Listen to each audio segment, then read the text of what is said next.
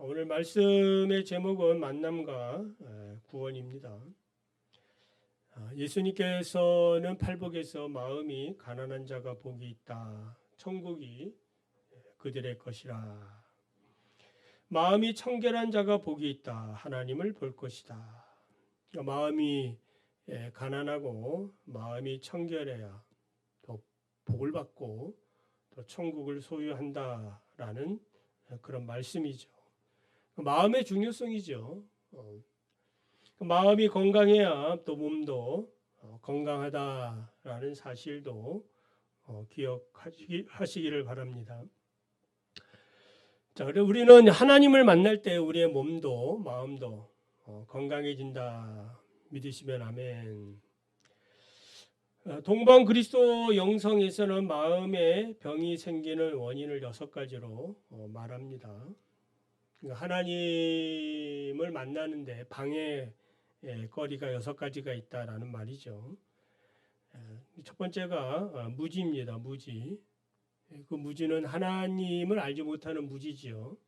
어리석은 자는 그 마음에 이르기를 하나님이 없다. 하나님을 모르는 병입니다. 하나님을 안다고 하면서도 실제로 하나님을 경험하지 못하는 것도 모르는 거거든요. 하나님을 날마다 경험하시기 바랍니다. 두 번째는 망각입니다. 그 마음에 하나님을 잊어버려요. 그러니까 하루를 살아도 망각하면서 사는 경우도 있죠. 그러니까 하나님은 까맣게 잊어버리고 그냥 자기에게 주어진 일, 열심히 사는 건 좋지만 우리의 그 생명이 하나님 아버지와의 관계에 있다면은 늘 순간순간 기억하면서 교제하며 살아가야 되는데 그냥 까마귀 고기를 드셨는지 잊어버려요. 기도의 줄이 끊어지고 말씀의 줄이 끊어지고 특별히 이제 이번 새벽에 계속 이제 오늘 이제 새벽에 19장까지 하지 않았습니까? 그 말씀의 줄이 계속 이어지길 바랍니다. 세 번째는 완고한 마음입니다. 돌짝밭과 같은 그런 딱딱한 마음이에요. 그러니까 하나님의 말씀을 우리가 받아들일 때 아멘 아멘 이렇게 옥토와 같은 마음이 되어져야 하는데 나도 모르게 내 마음이 그냥 강팍해 있는 거죠. 그 말씀이 들려지면 그냥 귀를 닫아버리는 그런 완고한 마음. 오히려 육신의 정욕, 안목의 정욕, 이생의 자랑에 대해서만 다 눈이 번쩍 떠지고 귀가 막 갑자기 커져요. 근데 하나님의 말씀에 대해서는 닫혀버리는 상태입니다. 그리고 네 번째는 눈몸입니다. 눈이 멀었다. 그러니까 마음의 눈이 닫힌 거죠. 마음의 눈이 열려서 하나님의 선하시고 기뻐하신 뜻이 무엇인지 보아야 하는데 육신의 눈은 밝아지고 마음의 눈은 어두워진 거예요. 부활하신 예수님이 제자들을 만났을 때에 그들의 마음을 열어 성경을 깨닫게 해 주셨어요. 열려라 열리시기를 바랍니다. 에바다. 다섯 번째는 오염입니다. 우리의 마음이 이 세상의 제약이나 탐욕, 문화에 이제 오염돼 있어서 신앙의 순수성을 잃어버린 거예요. 오염이 되면 하나님 사랑보다는 세상을 사랑하고 결국 복음에서 떠나게 됩니다. 그래 마지막으로 무분별입니다. 무분별. 무분별은 뭐냐면 이제 선과 악을 구분을 잘 못하는 거예요. 악을 선이다 하고 또 선을 또 악하다 하고 분별이 안 되는 거죠. 병에 걸린 겁니다. 진리와 비진리의 경계선을 알지 못하고 그러니까 이단에 빠져 있는 것도 동일한 거예요. 거짓을 믿고 있는 거죠. 마음에 작정된 자라 유다서 3절에 보면은 마음에 작정된 자들이에요. 마음에 오염이 된 자입니다. 분별력이 떨어졌습니다. 뜨거운 불에 닿아도 그 뜨거움을 알지 못하는 그 다명 환자와 같습니다.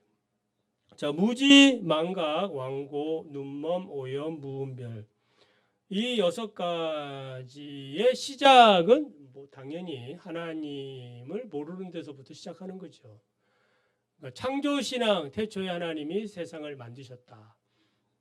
이 창조신앙을 가질 때에 구속의 신앙을 갖게 되고, 그리고 우리의 신앙들이 더욱 성장하고 발전하게 되는 거예요.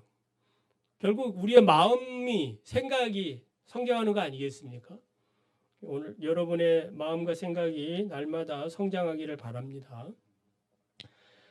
어거스틴이 이런 말을 했어요. 하나님이여, 우리는 하나님을 마음에 모시도록 만들어졌기 때문에 하나님을 알고 모시기 전까지는 마음에 휴식이 없습니다. 그 파스칼이라는 그 학자, 그 철학자도 이런 말 했잖아요. 우리 마음속에 한 빈 구석이 하나 있는데, 빈 공간이 하나 있는데, 누가 채워야 이제 그 채워지는 거예요? 하나님으로 채워져야.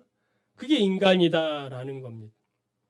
그래서 참된 생명은 우리 마음속에 생명의 근원 되시는 하나님을 모실 때 되어집니다. 오늘 본문은 12년 동안 혈루증 앓던 이 여인이 예수님을 만남으로 마음의 병과 또한 육신의 병에서 구원을 받은 말씀이죠. 26절을 보면 이 여인은 많은 의사에게 많은 세월 동안에 재물이 다 떨어지도록 고통을 당하였습니다. 오히려 몸은 더 아프고 몸은 더 나빠지고 더 고통을 당하였어요. 이 피폐한 삶을 날마다 살았던 거죠. 이 고통 중에 예수님의 소문을 들었던 것이 복입니다. 마음이 열린 거죠. 아무나 마음이 열리겠습니까? 하나님의 은혜가 누구에게나 임하는 거예요. 그게 저와 여러분에게 임해서 예수 믿게 된 거지. 예수를 뭐 안 믿게 되면 지금 하나님이 어딨냐? 에? 그냥 죽으면 끝이지 이러면서 나도 그 소리 하는 사람 중에 하나일 거예요.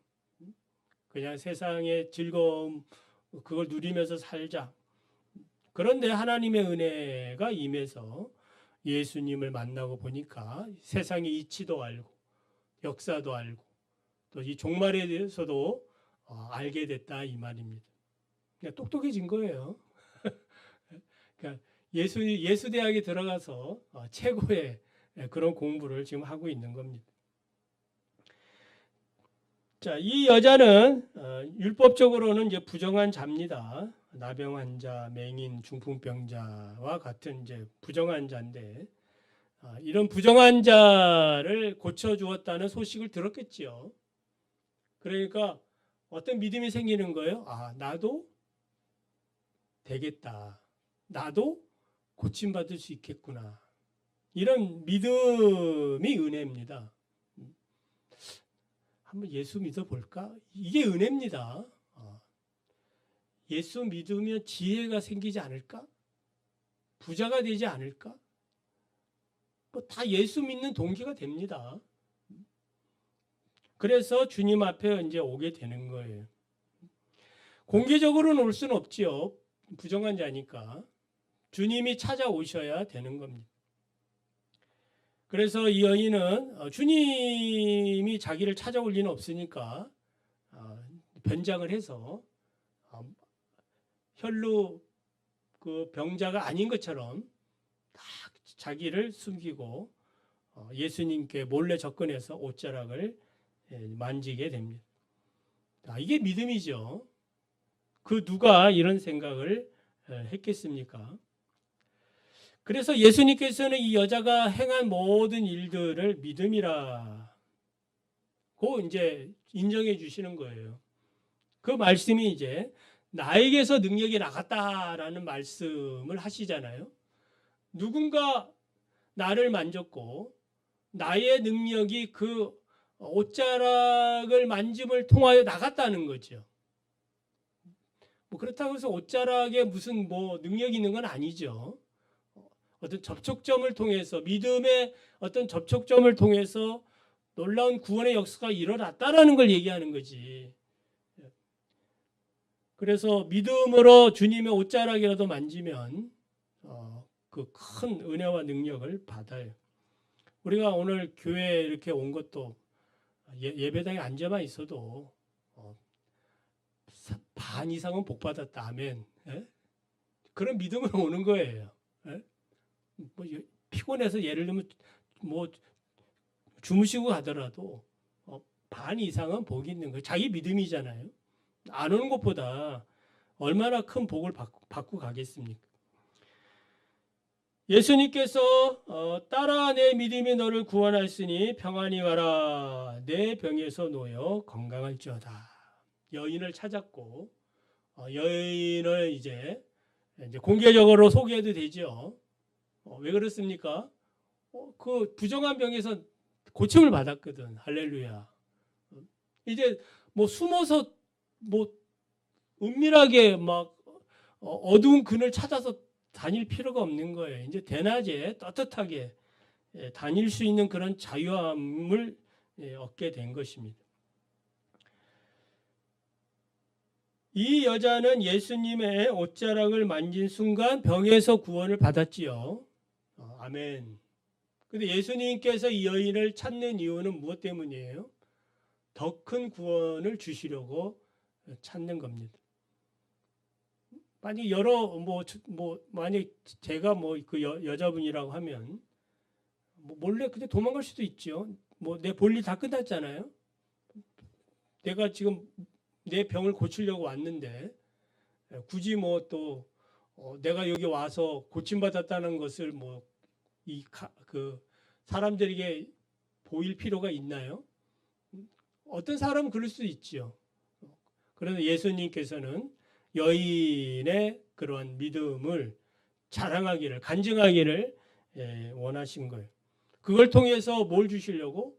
더 큰 구원과 복을 내려주시려고 하신다라는 겁니다. 그래서 신앙 고백이라는 것은 매우 중요합니다. 내가 예수 믿습니다. 내 안에 예수님이 계십니다. 나는 그리스도인입니다.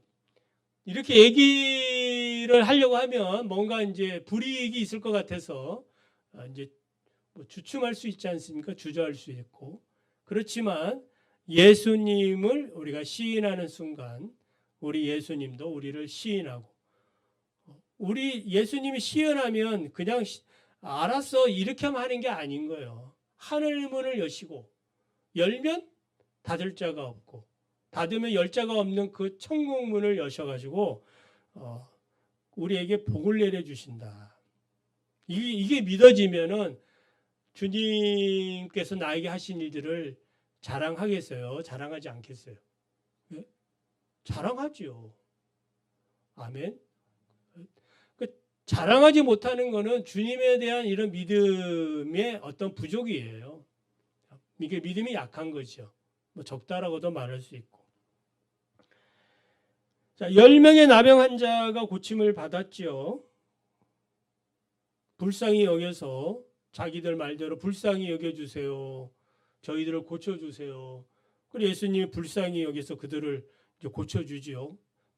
제사장에게 보이라. 이 말은 이제 너희 병이 나을 것이다 라는 말이에요. 가다 보니까 정말 병에서 나았거든요.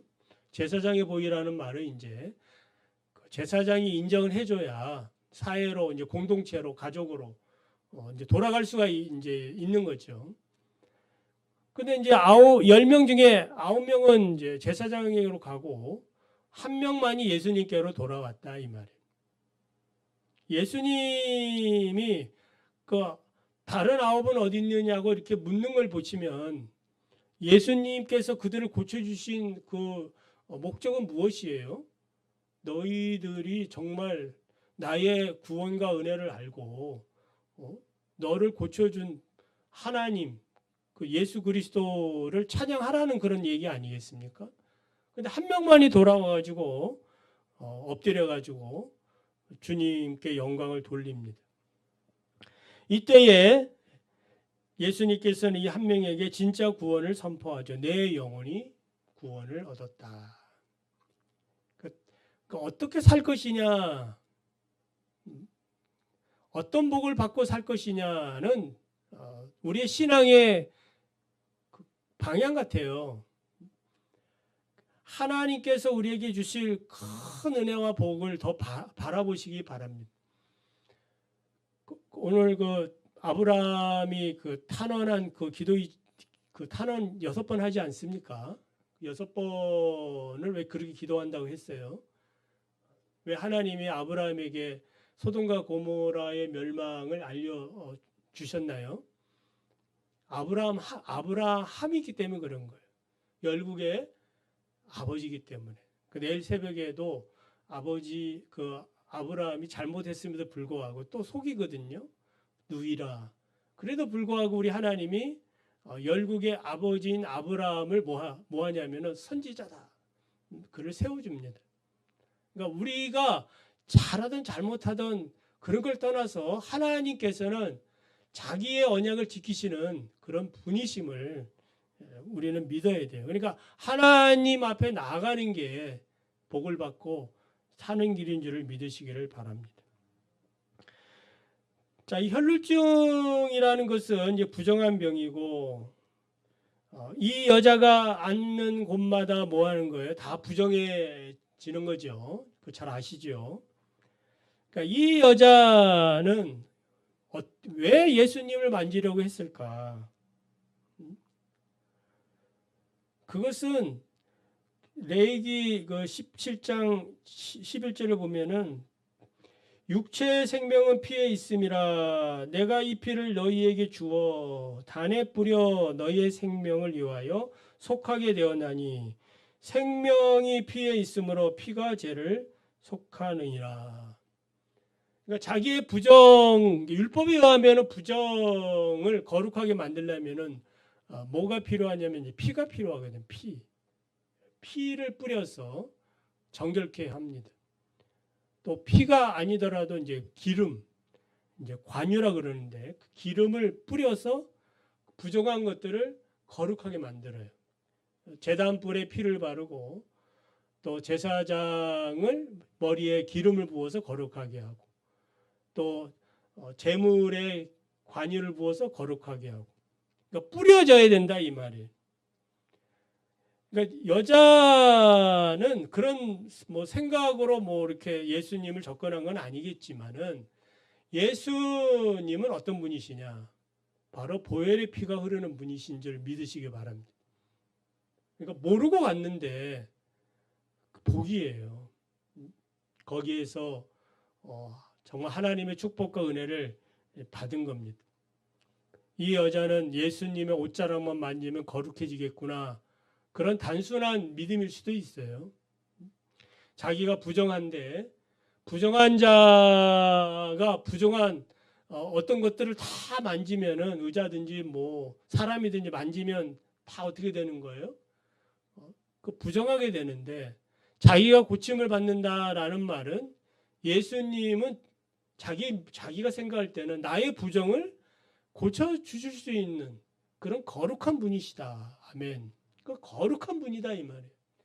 그러니까 거룩한 분을 내가 만지면 나의 이 부정은 거룩이 될 것이다. 이 부정이 되는 거죠.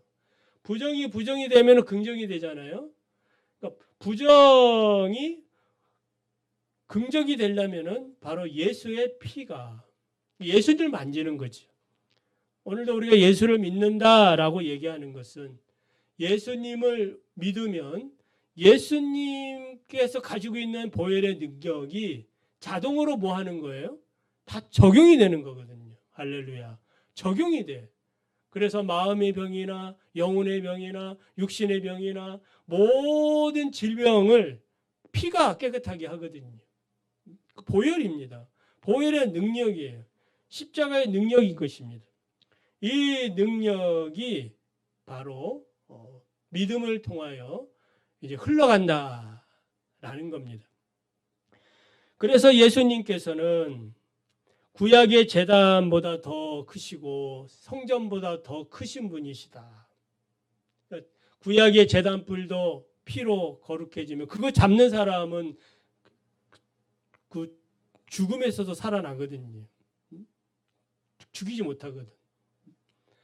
근데 예수 그리스도는 제단의 뿔보다 그 제단보다 더 위대하시고 성전 구약의 제단 구약의 성전보다 거룩한 성전보다 더 거룩한 성전이 되시기 때문에 우리가 그리스도 안에서 날마다 믿음으로 살아야 되는 이유가 여기에 있는 줄 믿습니다.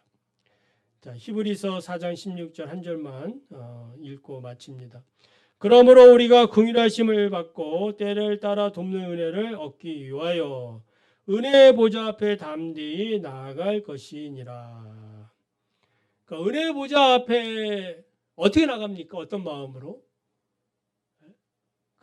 이게 보혈의 그 능력 안으로 들어가는 거죠.